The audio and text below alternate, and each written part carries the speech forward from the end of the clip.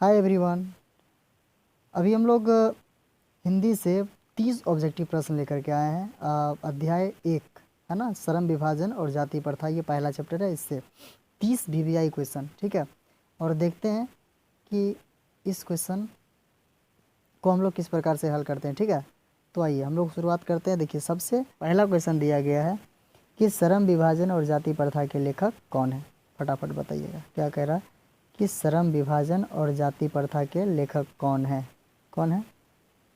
तो B number answer लगाइएगा, बाबा साहब भीमराव अंबेडकर, ठीक है।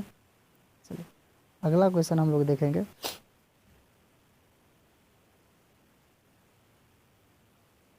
क्वेश्चन नंबर 2 देखिए, क्वेश्चन नंबर 2 कह रहा है कि डॉक्टर अंबेडकर ने पीएचडी की उपाधि कब प्राप्त की थी, ठीक है। बताइए तो, डॉक्टर भीमराव अंबेडकर ने पीएचडी की उपाधि कब धारणा की थी, फटाफट बताइए। चलिए इसका आंसर हो जाएगा सी, यानी 1916 ईस्वी। याद रखिएगा 1916 ईस्वी, यानी डॉक्टर भीमराव अंबेडकर ने पीएचडी की उपाधि कब प्राप्त किया था, 1916 ईस्वी में। चलिए अगला प्रश्न देखिए, कह रहा है कि सभ्य समाज की आवश्यकता क्या है। आप लोग फटाफट बताइए कि सभ्य समाज की आवश्यकताएं क्या है। देखिए, सभ्य समाज की आवश्यकताएं क्या है, फटाफट बताइए। ऑप्शन नंबर डी, क्या? श्रम विभाजन, ठीक है। सभ्य समाज की क्या हो जाएगा आवश्यकताएं, श्रम विभाजन, ठीक है।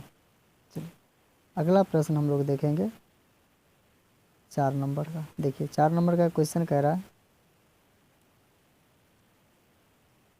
कि डॉक्टर अंबेडकर के माता का नाम क्या था। डॉक्टर भीमराव अंबेडकर जी के माता जी का नाम क्या था। ऑप्शन नंबर डी, याद रखिए, भीमाबाई। क्या था? भीमाबाई, याद रखिएगा। डी नंबर ऑप्शन है भीमाबाई, ठीक है, याद रखिएगा। चलिए अगला प्रश्न हम लोग देखेंगे 5 नंबर। चलिए क्वेश्चन नंबर 5 करा है कि श्रम विभाजन और जाति प्रथा क्या है। 5 नंबर बताइएगा, श्रम विभाजन और जाति प्रथा क्या है। क्या बाबू?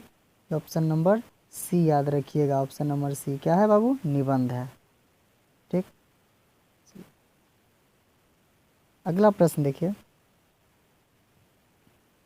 क्वेश्चन नंबर 6 दिया गया है कि लेखक बेरोजगारी का प्रमुख और प्रत्यक्ष कारण किसे मानते हैं। बताइए क्वेश्चन, याद रखिए 6 नंबर का कि लेखक बेरोजगारी का प्रमुख और प्रत्यक्ष कारण किसे मानते हैं। इसका आंसर हो जाएगा सी, किसको मानते हैं बाबू, जाति प्रथा को। याद रखिए किसको मानते हैं, जाति प्रथा को, ठीक है। इसका करेक्ट आंसर हो जाएगा जाति प्रथा। चलिए अगला प्रश्न हम लोग देखते हैं। अगला प्रश्न है 7वां प्रश्न देखेंगे। देखिए 7वां प्रश्न दिया गया कि भारतीय संविधान के निर्माण में महत्वपूर्ण भूमिका किसने निभाया था, है ना। किसकी, यानी संविधान, भारतीय संविधान के निर्माण में महत्वपूर्ण भूमिका किसका है बाबू, बताइए तो इसका आंसर हो जाएगा ए नंबर, डॉक्टर भीमराव अंबेडकर, है ना। भारतीय संविधान के निर्माण में महत्वपूर्ण भूमिका किनका था, तो डॉक्टर भीमराव अंबेडकर का, ठीक है। अगला प्रश्न हम लोग देखेंगे। अगला प्रश्न 8वां प्रश्न, ठीक है। 8वां प्रश्न दिया गया कि निम्नलिखित रचनाओं में कौन सी रचना डॉक्टर भीमराव अंबेडकर की है, ठीक है। तो ये हो जाएगा, इसका आंसर हो जाएगा, ठीक है, इसका आंसर हो जाएगा डी, यानी सभी, याद रखिएगा।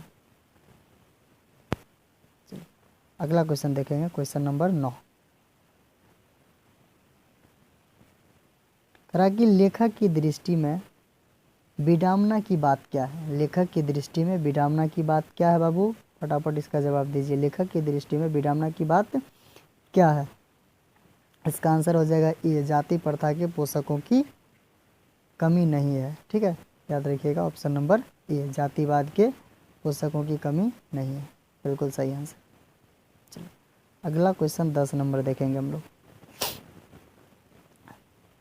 देखिए 10 नंबर का प्रश्न दिया गया कि लेखक की दृष्टि में आदर्श समाज कैसा होना चाहिए। क्या बताइए तो, लेखक की दृष्टि में आदर्श समाज कैसा होना चाहिए। इसका आंसर हो जाएगा कि ए नंबर, इसका आंसर हो जाएगा कि जिसमें स्वतंत्रता, समता और भातृत्व का भावना होना चाहिए। याद रखिएगा ऑप्शन नंबर ए। अगला क्वेश्चन हम लोग देखेंगे, क्वेश्चन नंबर 11। क्वेश्चन नंबर 11 कह रहा है कि अंबेडकर के चिंतन और रचनात्मक के लिए प्रेरक व्यक्ति कौन थे। देखिए बताइए तो इनके 3 प्रमुख प्रेरक व्यक्ति थे, ठीक है। याद रखिएगा वो 3, इसका आंसर हो जाएगा इनमें से सभी।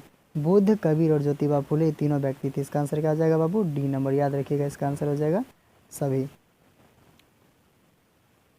क्वेश्चन नंबर 12 कह रहा है कि लेखक को इस युग में कहाँ पर विडंबना दिखाई दिया है। यानी लेखक को इस युग में कहाँ विडंबना दिखाई दिया है, तो फटाफट बताइए। 12 नंबर का आंसर क्या हो जाएगा बाबू, तो ए हो जाएगा। कहाँ दिखाई दिया है, तो जातिवाद में। कहाँ दिखाई दिया है, तो जातिवाद, ऑप्शन नंबर ए याद रखिएगा। चलिए अगला प्रश्न हम लोग देखेंगे, काफ़ी अच्छा प्रश्न है, ठीक है। चलिए क्वेश्चन नंबर 13 हम लोग देखेंगे। कह रहा है कि अंबेडकर का जन्म किस परिवार में हुआ था। तो आप लोग को याद होगा अंबेडकर का जन्म किस परिवार में हुआ था, तो दलित परिवार में हुआ था। याद रखिएगा ऑप्शन नंबर सी, बिल्कुल सही जवाब। अगला प्रश्न हम लोग 14 नंबर देखते हैं। 14 नंबर का प्रश्न दिया गया है कि आधुनिक सभ्य समाज श्रम विभाजन को आवश्यक क्यों नहीं मानता है, ठीक है। 14 नंबर का कह रहा है कि आधुनिक सभ्य समाज श्रम विभाजन को आवश्यक क्यों नहीं मानता है। तो इसका आंसर क्या हो जाएगा, कार्य कुशलता के लिए। ये नंबर याद रखिएगा, कार्य कुशलता के लिए, ठीक। अगला क्वेश्चन हम लोग 15 नंबर का देखेंगे। 15 नंबर का प्रश्न है कि प्राथमिक शिक्षा प्राप्त करने के बाद अंबेडकर उच्च शिक्षा प्राप्त करने के लिए कहाँ चले गए, है ना। ऑप्शन ए इटली, बी दक्षिण अफ्रीका, सी न्यूयॉर्क और डी दक्षिण कोरिया।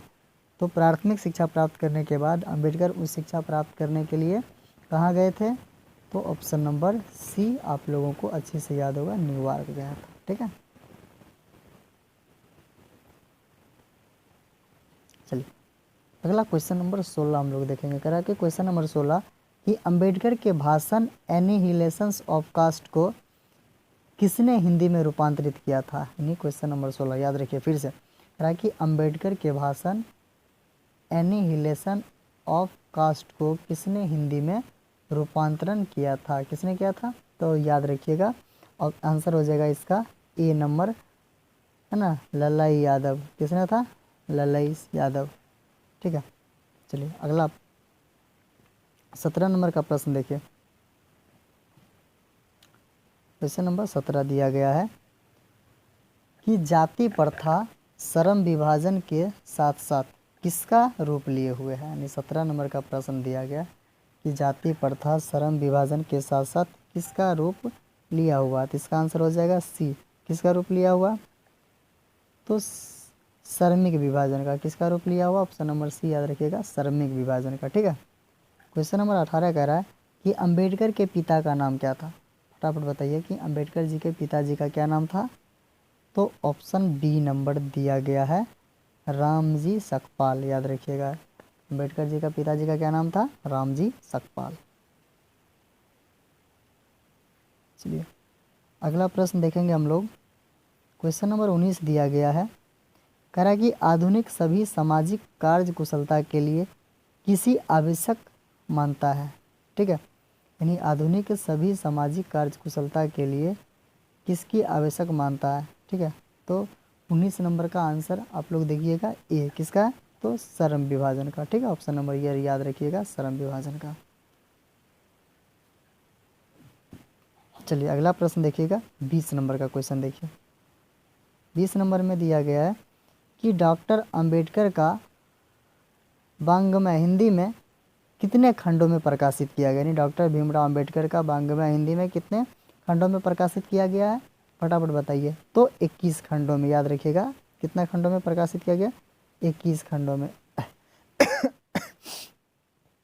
अगला प्रश्न देखिए, 21 नंबर का क्वेश्चन हम लोग देखेंगे।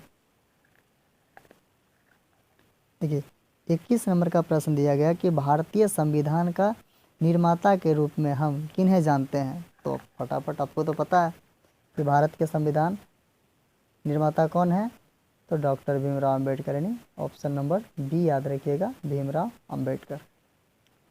Next question number 22।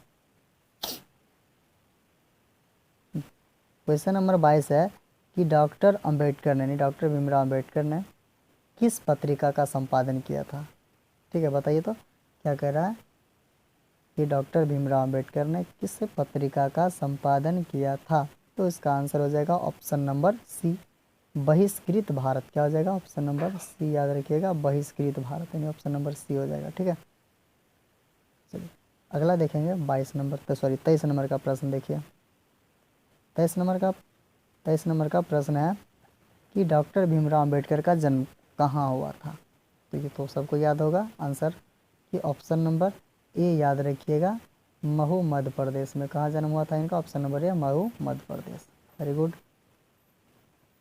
चलिए अगला प्रश्न हम लोग देखेंगे 24 नंबर। ये तो और आसान प्रश्न है, डॉक्टर भीमराव अंबेडकर का जन्म कब हुआ। ये तो आप लोग को याद होगा, 14 अप्रैल 1891 ईस्वी में का जन्म हुआ था, 14 अप्रैल 1891 ईस्वी में। बहुत अच्छा। चलिए 25वां प्रश्न हम लोग देखेंगे। 25वां प्रश्न दिया गया है कि डॉक्टर भीमराव अंबेडकर की मृत्यु कब हुई थी और कहाँ हुई थी। ठीक है, तो इनका मृत्यु 1956 ईस्वी में हुआ था। ठीक है, दिल्ली में। कहाँ। ठीक है, 26 नंबर कह रहा है कि मुख्य नायक क्या है ना। मुख्य नायक क्या है बाबू, फटाफट बताइए, मुख्य नायक क्या है। 26 नंबर क्वेश्चन, मुख्य नायक क्या है। तो ये मुख्य नायक जो है ना बाबू, ये हमारा पत्रिका है। क्या है, पत्रिका। ऑप्शन नंबर बी याद रखिएगा, ये पत्रिका है। चलिए अगला क्वेश्चन 27 नंबर देखिए। 27 नंबर क्वेश्चन कह रहा है, ठीक है, 27 नंबर का प्रश्न देखिएगा, कह रहा है कि जाति प्रथा भारत में बेरोजगारी का एक डैश कारण बना हुआ है। तो इसका आंसर हो जाएगा ऑप्शन नंबर सी, यानी प्रत्यक्ष और अप्रत्यक्ष दोनों कारण। ठीक है, याद रखिएगा, ये क्या हो जाएगा, ऑप्शन नंबर सी हो जाएगा, यानी प्रत्यक्ष और अप्रत्यक्ष दोनों, यानी दोनों कारण। ठीक है, क्वेश्चन नंबर 28 हम लोग देखते हैं। चलिए क्वेश्चन नंबर 28 कर रहा है कि डैश पेशे को दोषपूर्ण या दोषपूर्ण पूर्व निर्धारित करती है। कौन सी निर्धारित करता है, पहले फटाफट क्या चीज़ निर्धारित करता है। क्वेश्चन नंबर 28 पेशे का दोषपूर्ण पूर्व निर्धारित करता है। 28 नंबर क्या हो जाएगा, जाति प्रथा।